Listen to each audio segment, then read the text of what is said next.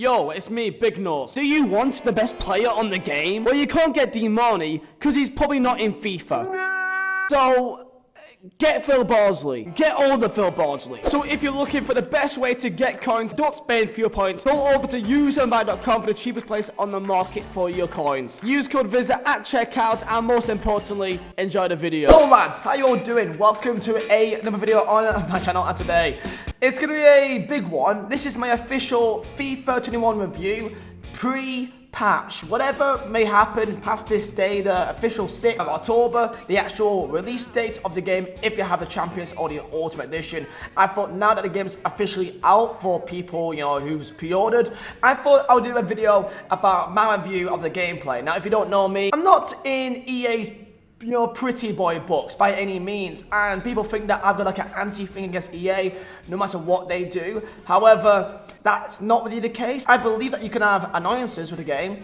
and things that you are annoyed about and frustrated about, but yet still appreciate other things at the same time, and you can like some things and you can hate other things. And the gameplay this year for me is the epitome of that. There's things that I am infuriated about, but I can understand why it is. So in this video, I'm going to go through specifically the gameplay, because people ask me on my Twitter, it looks the same, oh, it's just FIFA but with a different number, it's FIFA with different colours. And I have been part of that group as well, but one thing I've always said is that each FIFA since, let's say, 18, 17 has all felt differently, and 21 feels so different to 20, in the same way that 20 felt different to 19 in a sense as well. But I think the gap is definitely a lot more bigger with this FIFA compared to previous ones, and that is mainly because of a lot of factors.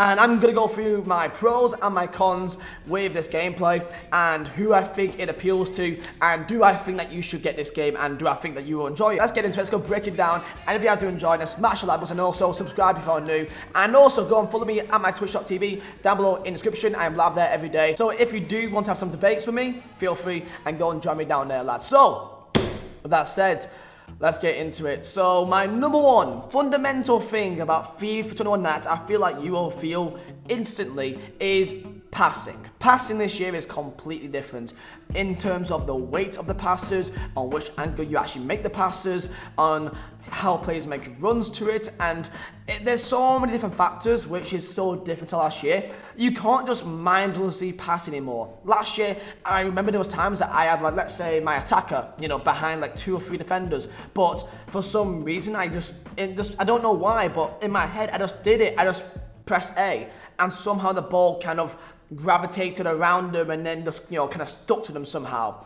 This year, good luck. That's not a thing. You gotta think about your passes this year. Through balls are quite hard to pull off this year because it's not always consistent, which is realistic, and it's going for that realistic aspect of the game, which means that the passing stat this year now means a lot more. I played a draft game when I had the likes of Modric in my team, and passing was so much more smooth. It was consistent. The technique was there.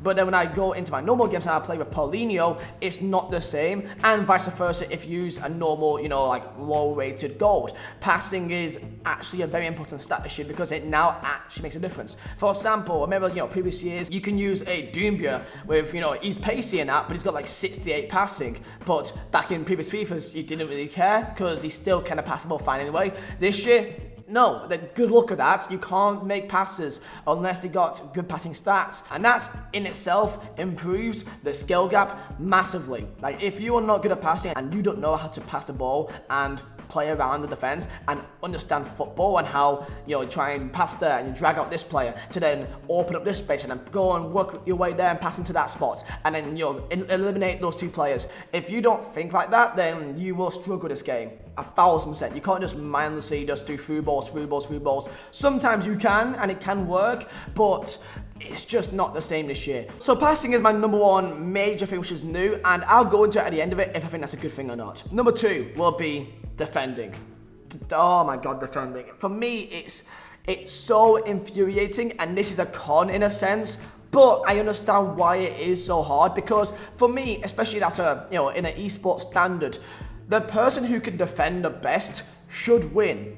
It's like that in real life. If you could defend better than your other team, if you concede less goals, then you're most likely to win the game. That's the fact of football, and I get that. And defending this year, in previous years, we've always complained about defending, that you could just not do anything and just control your CDM, go zigzag, zigzag, zigzag, and you're fine. That's not a thing this year. You can't just control your CDM and hope that your players defend. It's not a thing. They've gone a bit dumber this year, but I kind of like that, because if you're controlling them, then why would it do much? So you've got to switch play. You've got to try and drag players back inside and try and cover and intercept runs. And it is very, very tactical now about how you defend. And if you are a good player who understands football and you can read where your opponent is going to pass 3 or 4 passes before they actually do it, then you will really enjoy this game, because you will find great pleasure in just actually being solid and knowing what you are doing and being consistent at that. And that is an enjoyable thing, because if you're a good player, you won't just get bodied by some kid that is worse than you, but because he has this player and that player, and they can score this absolute BS goal. For example, FIFA 19 was like a Ketters, and then a first time finesse shot from 30 yards out goes top bins. That's not a thing this year, so it's now a lot more tactically thought-provoking game now. But that also means that if you're not good at defending, you're going to have a very bad time. I mean, just like me, defending is a lot more weighted. You can't just rush up and down, like start sprinting your defender like centre back and then go back into your position again. It's very weighted now. If you, for example, rush out and try and close down the attacker, if you miss it, just like real life, you're out of the game. Like, it takes a long time for you to get back, and that leads me on to my next point. Pace is now a big thing now. It's a much bigger thing than last year and the year before that. And in previous FIFAs, typically, let's say their 70-yard pace centre-back will catch up to your 90-yard pace Mbappe or Neymar or something. This year, if you go through on goal, they are not catching up to you. Unless if it's Alphonso Davies, for example. Like, if they are 70 pace and you're 90 pace, they're not catching up to you. If you throw on goal, you're gone. And I enjoy that so much, because so many times I get caught up by 70 pace defenders when I know that I'm faster than them, and that makes me so annoyed, because when you're trying your hard to break down a team, it's their fault.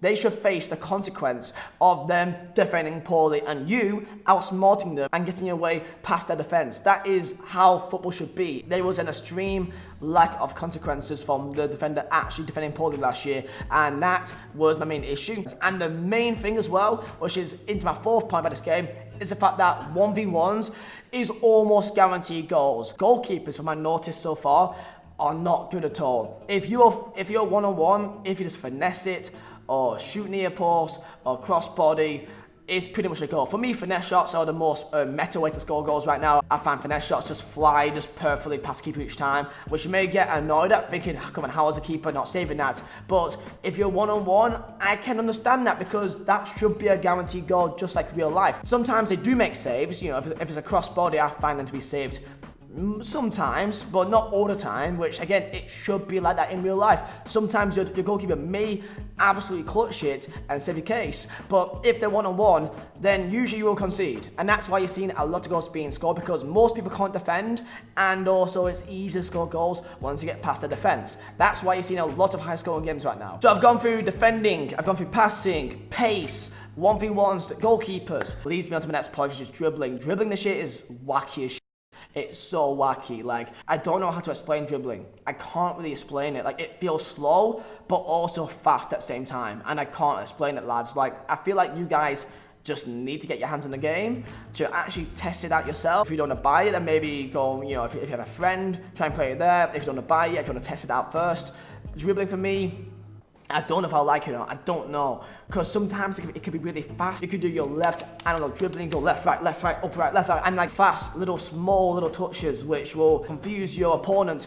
But then there's times where it's just a massive, massive fat touch, and you have no control where it goes. So all in all, I've played 25 games of FIFA 21 right now on my FUT, and these are my thoughts that I've gathered so far. If you are asking, should I buy the game? If you're thinking about it, I say that it is definitely a different experience. If you enjoy outthinking your opponent, then I think that you will enjoy it. My only issue is that, do I think that it's a fun game? And I don't know, because you need to think about what you do in a game a lot. where to defend, where to drag out your defender, where to pass, where to dribble, where to shoot. It feels like there's so many things you're gonna be completely concentrated on a game. For example, if I'm live streaming, I can't talk to my chat like during a game because I've got to think about what I'm doing. Because if you, for example, give a poor pass away and your players are not in position, you're going to concede because pace is now a massive thing. If you get counted on in the transition, then good luck, you're going to be most likely scored on. That is a very dangerous thing in this game, and I like it though because it means that if you make a mistake, then you will most likely face the consequences unless if they mess up. So it's a game where you got to think about what you do very much. It's only your choice if you think that is good or not. Now, if you're like two like poor players and you both can't defend but you can score goals, because it is easy to score goals, you're gonna have mad games where it's like 9-6. Like, it will happen. But if you're two good players, oh god, it's gonna be really hard. I have played 3 games of Rival this morning, and it's in the background right now, and I've drawn each game. I've never drawn 3 games back to back to back, but this year I have. I can't even remember the last time I've drawn a game on FIFA. Usually it's you lose or you win. Very rare you actually draw, but I keep on drawing because both of us, we just kind of struggle to get past each other's defense because I'm a decent player. I'm 26-4 in Weekend League, so I'm not awful, but it's still very annoying to control these defenders who you know aren't that good agility-wise, which then leads me to my next issue. I feel like pay to win will be a bigger thing because if you can afford these icons which have these like godlike stats, they'll also be strong and fast and also very quick on a turn. And I feel like that's a massive like difference between you having, let's say, an Ndidi to then having a Essien. It's a massive difference, and I feel like pay to win could be a bit more of an issue now because I feel like your stats now mean so much more that you've got to get a better team, otherwise you will, good luck. Like, you can still win if you're better, because if you're a poor defender and you will break it through the defense, that is still a part of the game. But if you're both similar, rated players, but one has got a much better team than the other, I feel like that person with a much better team will win 80% of the time. That's what I can tell so far. The only thing for me right now is that Weekend League is not here yet. And I feel like Weekend League may change my entire thought process about this game. Because if it's like massively drop back, massively negative, then because maybe if they can't defend, then they'll just play 5 at the back and have like, 1 drop back depth. Like, people could and probably will do that. Because if you can't defend, what do you do if you can't defend? You try and bring as many people back as you can. And I've not gone through that yet. That may change my thought of the game. I don't know. But yeah, this is my thoughts and opinions about FIFA 21 so far. This is my official review of the gameplay before any patch. This is how the game was officially released. If EA changed this, then I hope they don't make it any worse. If I would say for EA to change anything, it would be to make the important tackles. Like, sometimes you try and tackle a player, at the back for your centre backs, and sometimes they just don't really go for the ball properly. Like, it doesn't seem like their strength doesn't actually mean much at times, and I feel like they should make that a bit more of a, if it's a 50-50, if you centre back against an attacker, then the centre back should win 90% of the time, unless you're playing Lukaku or a big striker, for example. So for me, it's to make those important tackles a bit more weighted so that you have got more of a chance to actually try and get the tackle. But other than that, I am quite content with it so far because it means that the skill gap is bigger. If you're better than your opponent, you should win. However, I feel like the skill gap could be like very big this year. I feel like a lot of people are going to struggle this year, which I do like a bit, because I feel like a lot of people struggle, and therefore a lot of people will try and be grinding the game to try and get better, and I think that that's important. So this has been my official FIFA 21 gameplay review. There's still things that annoy me, but I can appreciate the thoughts behind it and why it is, and I think that's important, okay? So tell me down below in the comments your thoughts and opinions, smash a like if you guys did enjoy, and subscribe if you're new, and yeah lads, thank you for watching. My name is Vizeh. I'll see you next time.